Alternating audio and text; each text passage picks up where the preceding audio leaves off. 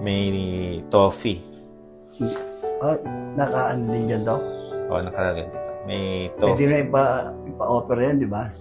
Well, sige, tingnan nyo kung naka-usli na ba. Naka-usli eh. Ang laki, hindi.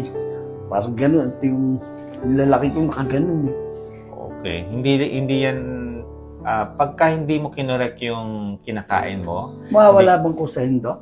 hindi, ano na yan eh. Yan na yan.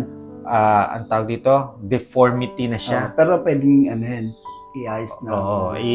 Yung iba, ino-operahan. Pero ipa-consult nyo muna, no? Kung need ba talagang operahan or hindi naman.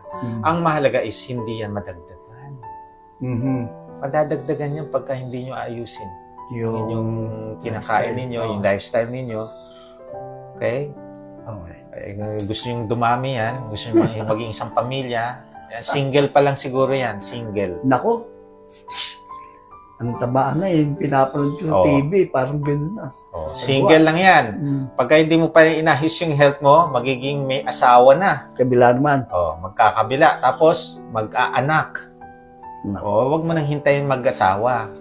Baka maging isang pamilya na yan. Nako. Napakasakit.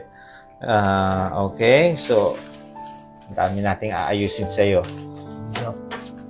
You need to focus more of sa safe food list. Tanggalin natin